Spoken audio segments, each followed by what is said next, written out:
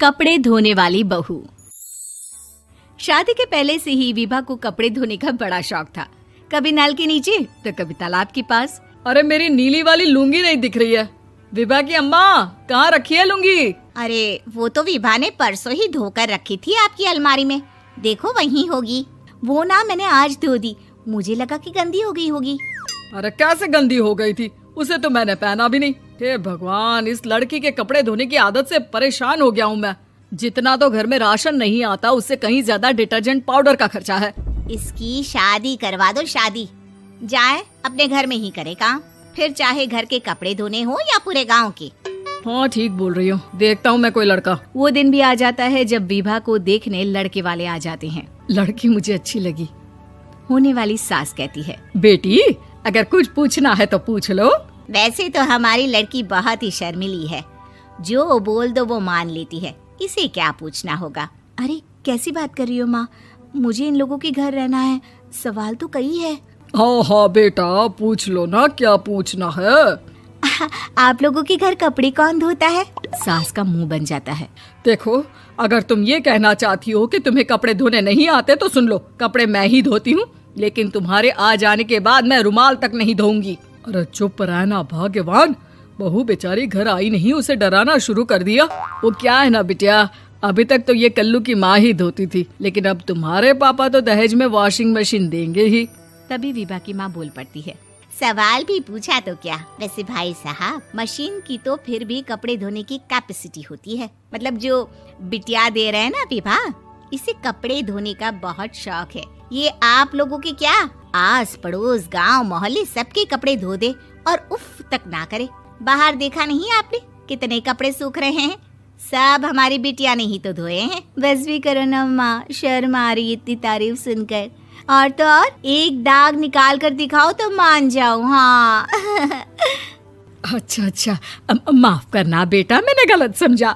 हमें तो रिश्ता बहुत पसंद है। और ऐसे जुड़ जाता है रिश्ता कपड़े धोने का शौक रखने वाली विभा का। उसकी शादी हो जाती है कोयला फैक्ट्री में काम करने वाले कल्लू के साथ। शादी के बाद अचानक विभा चिल्लाती हुई सास के पास आती है। सासू माँ, अरे सासू माँ कहाँ है आप?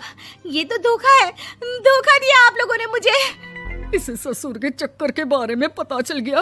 अरे तो उसमें तुझे क्यों धोखा मिला है? अरे नल में पानी नहीं आता, कपड़े कैसे कब धुलेंगे? अच्छा, तू पानी नहीं आ रहा उसकी बात कर रही है। तो आपने क्या सोचा? कुछ नहीं। अच्छा, तेरी माँ ने कहा था कि कपड़े धोने का शौक है तुझे, याद आया मुझे। शौक बोलकर कपड़े धोने वाले मेरे जुनून को कम ना आके सासू माँ, कपड़ा धोना मेरा गुरूर है। तभी पति भी वहाँ आ जाता है। अभी मैंने इसे सनी देओल की फिल्म दिखाई है, उसी के डायलॉग मार रही है माँ। अच्छा सुन, साफ बता रही हूँ, पानी सुबह 4 से 6 और शाम को 10 से 12 आता है, समझी? विभा टाइमिंग सुनकर हैरान हो जाती है। ये क्या भूतों का मोहल्ला है? सुबह 4 बजे उठकर कौन कपड़े धोता है? 4 बजे टंकी में पानी जाता है, फिर सारा दिन धोना ना, किसने मना किया? अरे कैसी बात कर रही हैं? 200 लीटर की टंकी में कितने कपड़े धो लूंगी मैं, सुबह ही उठ जाऊंगी मैं। अब क्या था, विभा सुबह 4 से लेकर रात के 12 बजे तक कपड़े ही धोती रहती। एक रोज सास पड़ोस से निकलकर कहीं जा रही होती है कि साथ वाली कहती है, हाँ कल्लू की माँ, जरा ये बताओ कि 2 साड़ी है, 2 ब्लाउज और एक पेटीकोट और एक नाड़े वाला लंबा कच्छा। हाँ तो? अरे तो क्या, कितना लोगी धुलाई ये बताओ। धोबन दिख रहे हैं हम क्या? हमारे पति सरकारी नौकरी से अभी रिटायर हुए हैं और बेटा सुपरवाइजर है कोयला फैक्ट्री में। धोबन समझ रखा है हमें। हाय रे कल्लू की अम्मा, माफ कर दो, वो तो मोहल्ले में यही सब बता रहे थे कि तुमने बहू को कपड़ा धुलवाने के काम में लगा दिया है। सास को पड़ोसन की बात सुनकर गुस्सा आ जाता है। वो घर पहुंचती है जहां घर के बाहर ही इतने सारे कपड़े सूख रहे होते हैं जितने कि किसी धोबन के घर पर। अरे ओ कल्लू की दुल्हन, बाहर निकल। माँ जी यहीं आ जाओ, बाथरूम में चादर धो रहे हैं हम। अरे अभी हम धोते हैं, तुमको बाहर निकलो। ये आस पड़ोस वाले बोल रहे हैं कि हम बहू से कपड़े धुलवा कर उसे कपड़ा धोने वाली बना दिए हैं। अरे छोड़ो ना माँ जी, किन लोगों की बातों में आती हो? आस पास के लोगों का तो काम ही होता है कि वो किसी तरह सास बहू को लड़ा दे। बहू सारे घर के कपड़े धोती है, ये क्या कम है? बोलिए। सास को भी लग जाता है कि वो बहू का ये सनकीपन नहीं छुड़वा सकती, इससे अच्छा है कि खुद ही चुप हो जाए। एक रोज सास और बहू मंदिर जाते हैं, जहाँ सास की साड़ी वहाँ खड़ी भीख मांगने वाली से मिलती है। माँ जी क्या बात है, आपकी साड़ी उस भिखारन से कितनी मिल रही है ना? हाँ हाँ देखो तो, दोनों की साड़ी मिल रही है। क्या बात है कल्लू की अम्मा, तुम खुद को तो अफसर की बीवी बताती हो और ऐसी सिंपल सी प्लेन साड़ी पहनकर घूमती हो। सिंपल और प्लेन नहीं है ये साड़ी। तो क्या सोने के धागे से फूल बने हैं? कुछ भी सासू माँ, कुछ भी। हाँ बने थे इस साड़ी में सोने के धागे से फूल। मेरे पति लेकर आए थे मद्रास से स्पेशली मेरे लिए 10,000 की।